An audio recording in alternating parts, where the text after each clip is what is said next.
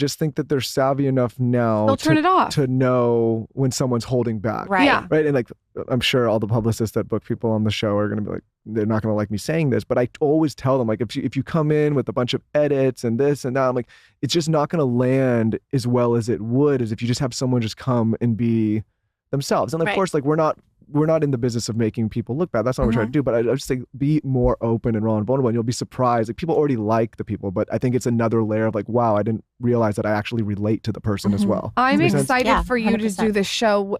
I think this new podcast, I think that it's like a whole new frontier for you. It's all about you just being who you are and not having someone pull any strings. I think it's going to be cool. It's cool. My husband, Dave, has been really supportive and encouraging of me doing that. You know, he's not in the industry. You know, he does commercials sometimes if he gets the chance, and he loves it. But he's always been like, you're so funny. You're so real. Like, you need to let everybody see that about you, because the way I know you is how I want everyone else to know you. So now to have that freedom from my partner saying, it's okay, go out there and rock it. Go out there and shine. Do you. I'm not going to be embarrassed by anything you say. I'm not going to be mad by anything you say, because it's the truth. Like, it's your truth. And so it's just it's a good feeling to have that support behind me, encouraging me, you know, to go there and let my real self come out. And you also you've done your podcast, you said, for your other podcast for 5 years, which is a really long time. So you're probably incredibly comfortable on a mic. And I mean, that was probably amazing training for this next chapter. Yeah, that was good. When we started on OMG, 90210 OMG, I do it with Tori Spelling and also with iHeart. And when we started on that, they were like, literally like, here's a mic. Okay, we're rolling. And I had no idea what I was doing. Podcasting is an art form. There is, you know, there's skill involved, and you have to know how to structure the conversation, where you want it to go, how you want it to end, all the things. Like, I knew nothing. I was literally like, okay, I'll just talk here, you know. And so it took me a good probably year of OMG to feel comfortable, you know, being on a show, and because that one we have also our co-host Amy Sugarman does it with us, because she's a super fan of Beverly Hills 90210. So she joins us and gives us that real like fan input that we love. But it's much different having a three-hander than it is having your own podcast where you're the sole speaker and it's all about what you're saying. So I've learned so much, and I feel like I'm still going to learn so much more on I Choose Me, the podcast. So I'm just really excited for it. I'm excited for you. Different being interviewed versus being the interviewer. So different. Right? I have a really important question. Have you seen Candy Spelling's gift wrapping room? No. You've never seen it? Nope. Have you ever gotten a gift that's been wrapped in the gift wrapping room? Maybe. Probably. Okay, because I had Josh Flagg came on here, who's really good friends with her, and I had to dissect that room. I find that to be one of the more interesting things I've ever heard. A gift wrapping room is like it's intense. Wouldn't you want one if you could have one? Like, yes. I want one. It might be like fourth or Get fifth. Kim out of his fourth or office fifth and on my let's make list, it a you know? gift. No, that's not Yeah, fourth or it's fifth. not. It's down there. It's but- Mine's like top 3. I would ruin your office for the gift wrapping room. I feel like you need to go see that gift wrapping room. Is it still a thing? I don't think even know. I was think never so. invited into the gift wrapping room. so I Imagine don't just know. going through your house like, what's this room? You know, could really use a gift wrapping room. Put that one there. I think it's genius. It's so nice. It's like having a Nordstrom's gift wrapping thing in your house. I think it's pretty cool. I had to ask if you've ever seen it. Do you No. actually know how to wrap a gift? No. Okay. What? Okay, come on. No. I don't have know how like to a wrap a gift gift. wrapping section in the back of one of my closets. So Oh, anytime you have to wrap a present, you got to like dig out the things and find the scissors. It's not fun. I'm a I fan don't of have those sacks where you just pull the thing around and then just Perfect. throw it in there. And then- Easy. Yeah. And you and Tori Exactly. Spelling are really, it seems like really actually like very good friends. We've known each other a long time. That's cool. Yeah. I mean, That's cool that you guys have all this history and now you can do a show and like you're actually friends. yeah, we get to, Refreshing. it's fun because we get to relive those moments as adults, and also just, you know, watching the show back now as a grown woman and seeing, wow, that was awesome.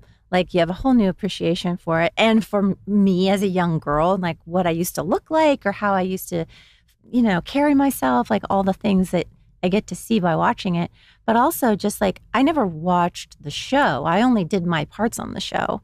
So now when I'm sitting down for an hour, which I never did, I'm watching the show and I'm like, ooh, what's Steve doing? Ooh, Gabrielle, Andrea, you know, like I'm seeing all the storylines happening.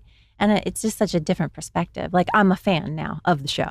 If you were watching the show, who was your crush on the show? Mine was a mixture between Brandon and Luke. I mean, yeah, Brandon and Dylan. I still, to this day, would not be able to pick between Brandon and Dylan. Yeah, it was tough. That was tough for me too. Because Brandon had the wave, but Dylan had the Johnny Depp look.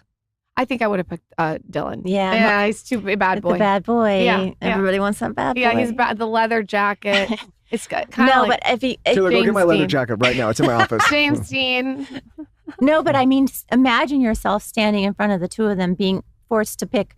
Do you pick Brandon or do you pick Dylan? What would you say in that moment? And I think Kelly was pretty, well, the writer, Jessica Klein, was pretty genius to have her say, I choose me. Like, Yeah. I'm going to go with the safe bet here. I'm going to go with me. That's full circle for Full you circle. with what you're doing. I mean, the whole I choose me movement and the brand and everything that I'm trying to do with this, it all started in 1995 on season 3. I can't remember. Season 5 of the show. How many seasons did it go in total? 10. Wow. Mhm. But it's all because Kelly said, I choose me. And what an impact that had on me as a young adult. Uh-huh. And now what an impact that has on me as a grown woman, hearing from other women that I encounter that say, I grew up watching you. And when your character said, I choose me in that one moment, it changed everything for me. And I realized that I have a voice and I get to have my opinion in any situation. And by the way, both the guys will like you more. At the If you end want of a the hot day, tip, it drove if you them nuts. yeah, they can't take it. That's all you have to do to get the guy, you guys, is you just say, I choose me. Choose yourself. I'm going to go do what I want. You guys figure it out. Yep. That's solid advice right there. You have been around all kinds of child actresses. You've seen everyone grow up on your show. You worked with Amanda Bynes. Mhm. You've seen it all. If someone who's listening wants to get into acting or they want to get their child into acting, what are things that you would caution? What are tips that you would say? There's a fine line between being like a momager and a hands-on mom, you know? If I were to do it, I would never, ever let anyone take my child away from me on a set, to go into a room to rehearse. Nothing. I would always be with my kid, no matter what. And that doesn't mean I'm overbearing or I'm putting my opinion in where it isn't wanted or needed. I'm just going to be there. I'm going to be like a fly on the wall, and I'm going to be there just to take care of my child. And nothing anybody would ever tell me would make me say, "Oh, okay, I guess you're right. I'll stay out here while you guys do that." It really is almost that simple, what you just said. It is. It's having eyes on the situation the whole time. Yeah, I just think that they're savvy enough now They'll turn it off. to know when someone's holding back. right. Yeah. Right. And like, I'm sure all the publicists that book people on the show are going to be like, they're not going to like me saying this, but I always tell them, like, if you come in with a bunch of edits and this and that, I'm like, it's just not going to land as well as it would as if you just have someone just come and be themselves. And of Right. course, like, we're not in the business of making people look bad. That's not what we're trying to do. But I just think be more open and raw and vulnerable, and you'll be surprised. Like, people already like the people, but I think it's another layer of like, wow, I didn't realize that I actually relate to the person as well. I'm Does that make sense? excited Yeah, for you to 100%. do this show. I think this new podcast, I think that it's like a whole new frontier for you. It's all about you just being who you are and not having someone pull any strings. I think it's going to be cool. It's cool. My husband, Dave, has been really supportive and encouraging of me doing that. He's not in the industry. He does commercials sometimes if he gets the chance, and he loves it. But he's always been like, you're so funny. You're so real. Like, you need to let everybody see that about you, because the way I know you is how I want everyone else to know you. So now to have that freedom from my partner saying, it's okay, go out there and rock it. Go out there and shine. Do you. I'm not going to be embarrassed